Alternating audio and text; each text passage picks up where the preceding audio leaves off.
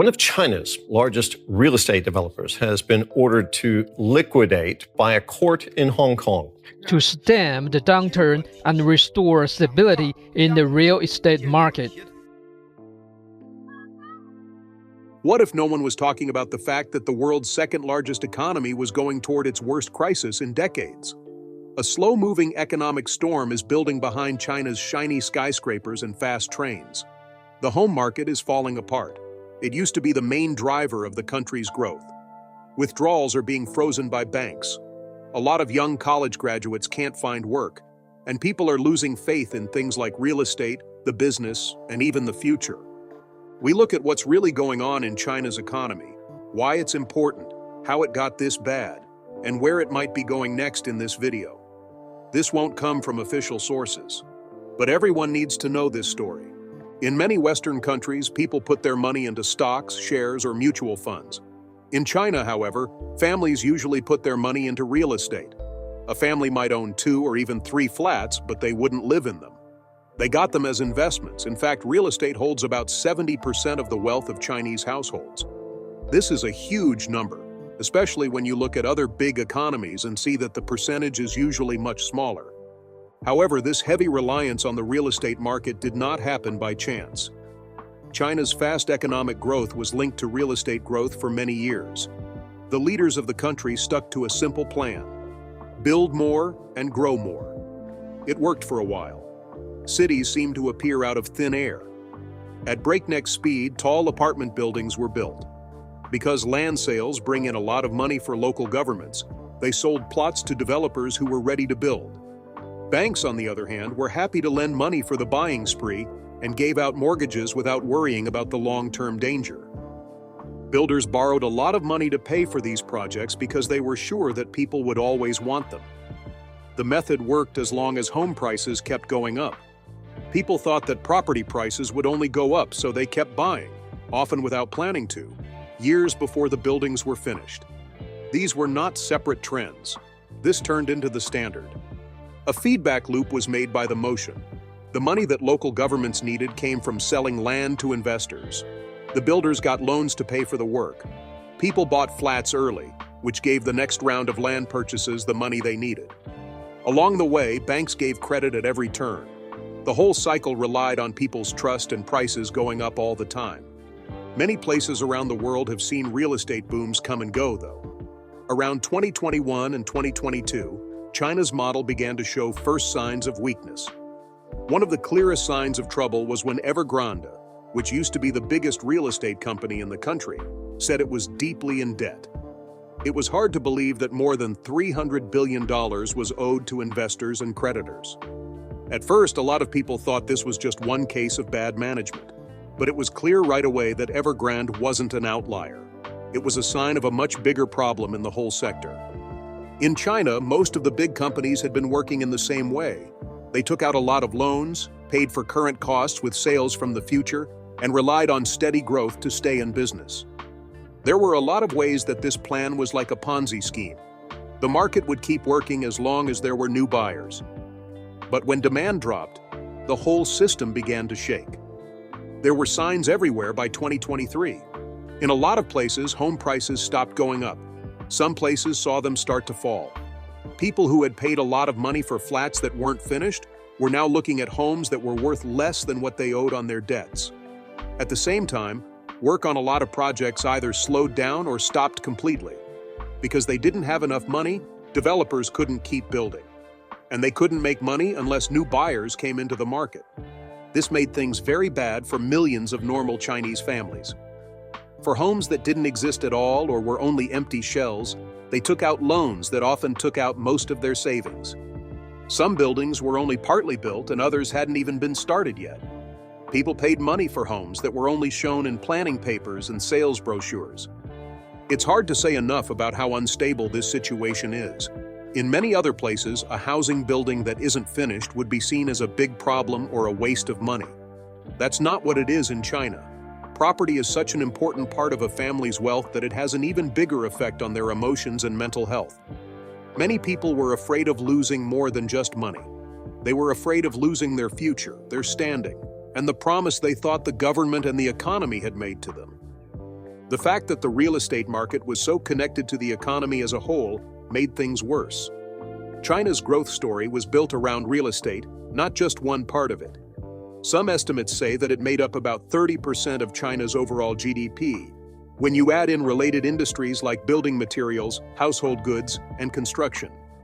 So when the housing market stopped growing, it had an impact on many other areas as well. Construction companies had to deal with orders being canceled.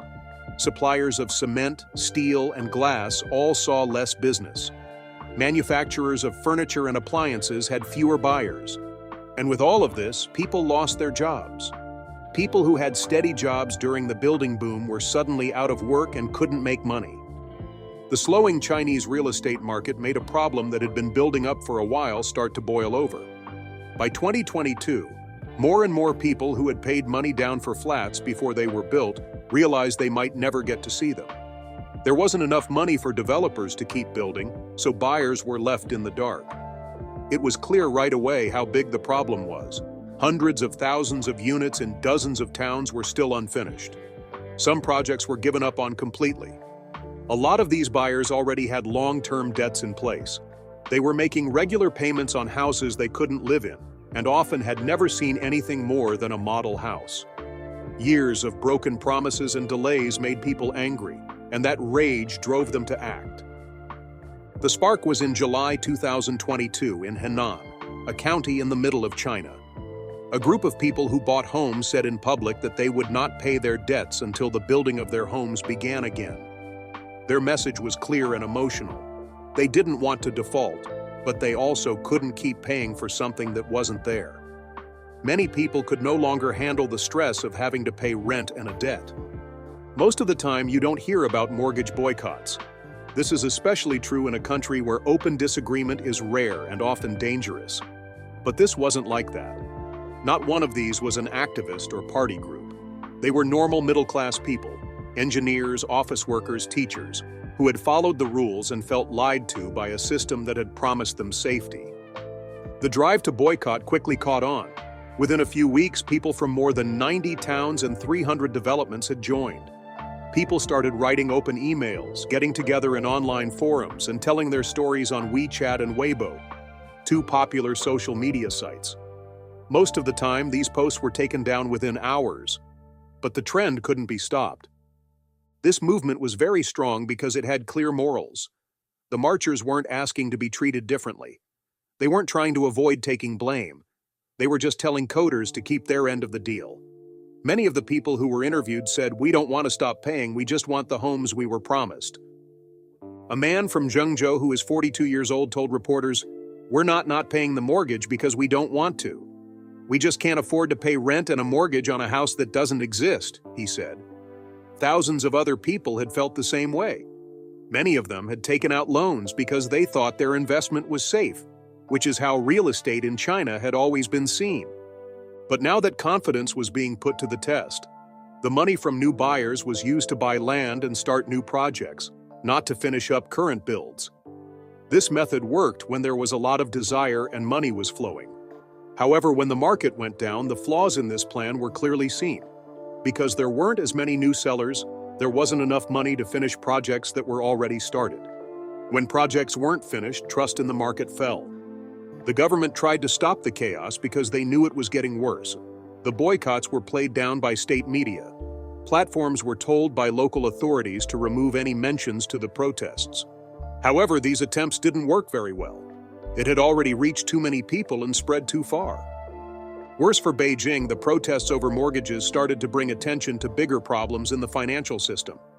As more people looked into where their money had gone, it became clear that the issue wasn't just with the coders. A lot of local banks had put money into the same real estate deals, often through shadow banking and financial products that were hard to understand. When those projects stopped, the returns stopped too, putting some smaller banks in a dangerous situation. Customers were not able to get their savings out in a number of states, mainly Henan and Anhui. When thousands of savers woke up, they found that their accounts had been frozen for no clear reason. They were told that the problem was technical or under investigation when they tried to get answers. In fact, many of these banks were involved in risky real estate deals that went wrong.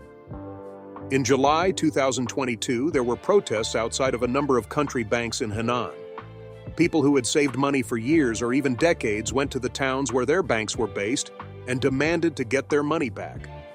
In a video that went viral, an old woman was seen on her knees pleading with bank employees to let her borrow more than 400,000 yuan, which is about 60,000 US dollars. For months she had been told to come back next week, but nothing had changed. People all over the country were moved by these events. For many, they made them worry about the safety of their funds and the trustworthiness of the banking system. Every day, people lost trust, which is important for any banking system. The government of China moved quickly to try to stop the damage.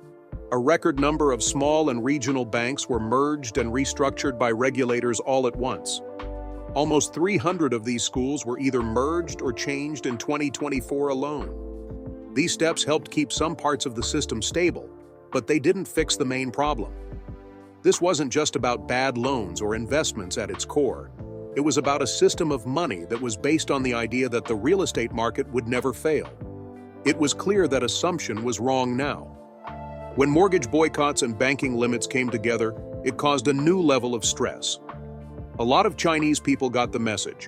You could lose your house, your wealth, or both. And when they tried to speak out, they were shut down and feared. More important questions started to be asked. What will happen if the builders fail? What will happen if banks don't have any more cash? What promises do we really have? These were not just worries about money. They were intense, very personal, and becoming more and more political. The government tried to find a good middle ground. On the one hand, they couldn't stand by and let the protests get worse. On the other hand, they couldn't let the public's trust completely break down. Some local governments took direct control of building projects to reassure buyers that their homes would be delivered in the end. Others gave developers only a small amount of money or put pressure on state-owned businesses to take over failed developers. But these were only short-term fixes. How do you fix a market that doesn't work the way it used to? That was the deeper question that wasn't solved. Real estate in China had been a one-way bet for decades. It looked more like a liability than an advantage at this point. In the middle, people like renters, savers, and regular people were left to carry the weight. The pressure was felt first by the smaller regional banks in the country, especially those with strong ties to the real estate market. Many of them had a lot of money that was stuck in building projects that had either slowed down or stopped completely. People who wanted to save money were being offered high-yield financial goods by banks that promised better returns than regular deposits. These funds were often put into real estate projects, sometimes through investment channels that weren't registered or weren't controlled well. It was hard to hide the losses when those trades went bad. Thousands of Chinese people were suddenly unable to get their savings out of the bank. People had faith that banks would keep their money safe. They were now told to wait, but it wasn't always clear why. There was less trust in the financial field among the public. Protests outside of rural banks got heated in places like Henan. Videos of angry customers fighting with security staff started going around the internet, but they were usually taken down within hours. The government tried to play down the problem, but the banking crisis was too big to ignore. In 2024 alone, almost 300 small banks joined or were taken over by bigger ones. This was the fastest rate of banking consolidation in modern Chinese history. The goal of this wave of reform was to strengthen the system and boost trust. But for many regular people, it looked more like fixing problems than making things better. These steps may have kept banks from going bankrupt, but they didn't do much to convince people that their savings were safe. As soon as trust in the banking system starts to slip, it's very hard to get it back. But at the same time, China was facing another big problem: devaluation. Things were going the other way in China, while prices and inflation were going up in places like the US and most of Europe. China's producer price index had been going down for 16 months in a row by the middle of 2024. Prices for consumers barely went up at all. This might sound like a good thing to the normal person. Who wouldn't want prices to go down? But when it comes to the economy, deflation is one of the worst things that can happen to a country. People put off buying things when prices keep going down because they think they'll get a better deal later. Because their sales are going down, businesses cut back on production, investments, and hiring. The business as a whole starts to slow down. In the 1990s, Japan had a long time of deflation, which is why it is often called its lost decade. Many economists think China could now fall into the same trap. To fight back, the Chinese government tried a number of stimulus measures such as lowering interest rates, cutting taxes, and expanding building projects. However, none of these steps seemed to work. Consumer confidence stayed low. There wasn't a lot of business trust. This was especially true because real estate was such an important part of growth that the old ways of managing the economy weren't working as well as they used to. All of these things made it harder to find a job. This was felt most strongly by young people. By 2024, there were too many unemployed young people in China's cities to be safe. The official number is close to 20%, but a lot of people think the real number could be even higher. In 2023, the government stopped briefly releasing detailed data on youth unemployment. This made people think that the problem was worse than they thought. After graduating from college, a record amount of people, more than 11 million in 2024 alone, found that there weren't many jobs available. There were a lot of young people who were too skilled for the jobs that were open. For example, someone with a master's degree in engineering might be able to get a job in customer service or as a part-time teacher. Others gave up on looking for work and moved back in with their parents to get away from the stress. In China, this quiet pullout from the economy is called lying flat. It's a form of passive resistance in which young people choose not to follow the traditional road of working long hours, buying homes, and trying to get rich. They choose a simpler life with few things to worry about and low standards instead. What started as a small online trend is now a noticeable social change, especially among recent college graduates who are disappointed by the difference between what they were told and what they are now facing. And talk with a 24-year-old man with a master's degree in engineering what he had been through. He said that in 9 months he had applied for more than 200 jobs but had only been interviewed for 3.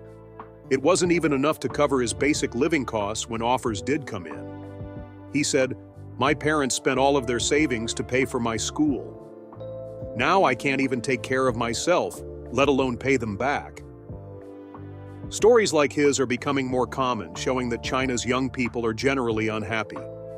It's not just a business problem with this trend, it's also a political one. In the past, the most unstable group has been young people who don't have jobs, cash, or a clear future. They don't have much to lose and aren't very connected to the way things are now. This kind of change in the population has often been a red flag in authoritarian governments. Too many young people losing faith in the direction of their country can have effects that go far beyond the economy staying the same. The Chinese government knows there are risks. There have been efforts to get college graduates to go to vocational school or start their own businesses. But it's not easy to start a business when the economy is going down and people don't want to buy as much. Some local governments have given tax breaks to businesses that hire new college graduates, but these are only short-term fixes. They don't deal with the problem that there is a gap between what schools teach and what employers need. The way the Chinese economy is set up is at the heart of this problem. It grew for many years thanks to building, trade, and government spending. Consumer spending and growth in the private sector were important, but they were never the main focus. Due to problems within the country and pressures from around the world, the old growth engines are slowing down. The government is having a hard time finding new sources of energy. The price is being paid by young people who were told that college degrees would help them live a better life. China's growth was based on being the world's workshop for many years. The country was able to control global manufacturing thanks to its large size, low cost of labor, and reliable infrastructure. But that power is starting to change. Recently, rising wages, changes in population, and rising geopolitical tension have caused companies around the world to rethink how much they rely on Chinese production. The change is real, not just an idea. Compared to the same time last year, China's exports went down by 4.6% in 2024. This drop isn't terrible by itself, but it's part of a bigger trend. China-made goods aren't as popular as they used to be, especially in important areas like the US and Europe. Global companies are being more careful because of trade disputes, taxes, and problems in the supply chain. There are now a lot of people looking for alternatives in Southeast Asia, India, or even bringing industry back to the West. This drop in exports is adding to the stress on companies that were already having a hard time with problems at home. In some places of southern China, especially in Guangdong province, factories that used to be open 24 hours a day, 7 days a week, are now either running at a lower capacity or not at all. People who have been running great manufacturing businesses for decades are now having a hard time staying in business. One factory boss put it bluntly. He said that orders were less than 70% of what they were a few years ago. The people who still work for him are working less hours because he had to fire most of them. He said, "I've been in business for 22 years. I've never seen it this bad before. Every month I lose money, but I keep going because I don't know what else to do." A lot of people in the industrial field feel the same way. Businesses are stuck because world demand is going down and costs are going up. There isn't a clear way to grow since the economy is going down at home. And that's making a lot of people think about their future. All of this is caused by a change in the population that has been building for years. China has the oldest population of any big country. This is because of the one-child policy, which has been in place for decades. More than 300 million Chinese people will be 60 or older by 2025. That's more people than live in the whole country of the United States. An aging population brings about a lot of problems. Fewer people are starting to work, but the number of retirees is rising quickly. This puts a strain on family budgets, pension plans, and healthcare services. Traditionally, Chinese seniors have depended on their children to help them. But that system of support is under a lot of stress right now because young people are losing their jobs and making less money. In Wuhan, one retired person said that his government pension only pays about a third of his monthly costs of living. In the past, his son worked in real estate, but now he lost his job and can't help out financially. The man said, "I worked for 40 years. I thought my retirement would be peaceful. I have to sell veggies at the market now just to stay alive." These personal stories show a much bigger truth. China is moving into a new era where the people are getting older, the economy is slowing down, and the things that used to make the country rich don't work as well as they used to. The government is in a tough spot and there are no easy solutions. It could lead to more risky behavior if it decides to bail out investors, banks, and local governments. But if it lets too many fail, it could have bad effects on society and the economy. So far, the plan has been to carefully handle the problem by providing only enough help to keep the economy from falling apart completely, while also trying to move it toward more stable growth. It's getting harder to keep that balance, though. People are getting more and more impatient as each month brings new signs of stress. A lot of President Xi Jinping's credibility rests on the idea of a stable and prosperous country. It has always been understood between the government and the people that the Communist Party would bring about economic growth in exchange for political power. But that promise is beginning to fall apart now. People start to question the system behind the business when they lose faith in it. That's where things get touchy from a political point of view.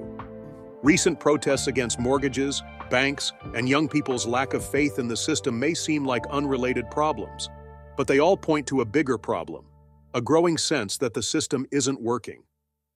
Bad economic times have led to changes in government in the past. Things like the Arab Spring started with protests over the cost of living. After years of economic failure, the Soviet Union fell apart. It was during a time of widespread poverty and social unrest that the Chinese Communist Party was formed. China is not the Soviet Union or the Middle East, of course. The Chinese government has tight control over the security forces, information, and people who disagree with the government. But every system has its limits, even the ones with the tightest controls. Cracks can get bigger when too many people feel like they can't see the future and when hope starts to fade. From this point of view, China's current economic problems are not just hard problems for officials to solve. They have a lot to do with how the country sees itself and what it offers its people. The thought behind the Chinese dream was that each generation would have a better life than the one before them. A lot of young people today feel like they can't reach that dream. China's economic problems will have an effect on places other than China itself. The country has a huge impact on the world's financial markets, supply lines, and political relationships. If people around the world keep losing faith in China, the effects could be felt quickly and change everything from trade flows to commodity prices to investment plans. Some experts think that China might try to turn its attention away from its own problems as inside problems get worse. This could mean making more aggressive moves in foreign policy, speaking out more strongly, or even trying to blame outside forces for problems in the United States. China and the West are already at odds with each other politically. These problems could get even worse if the economy isn't stable. At the same time, buyers from other countries are keeping a close eye on things. China was thought to be a pretty safe bet for a long time because it had a lot of growth, a big market, and support from the government. But those ideas are now being put to the test. Large amounts of money leaving China or foreign companies lowering their presence in Chinese markets could have an impact on economies around the world. When people get back home, the real question is what kind of future China will build after this crisis. Will the government put more effort into control and quick fixes? Or will it risk making changes that will last longer? Can it change from an economy based on investments to one based on spending by consumers and new ideas? And maybe most importantly, can trust be restored, both in the banking system and in society as a whole?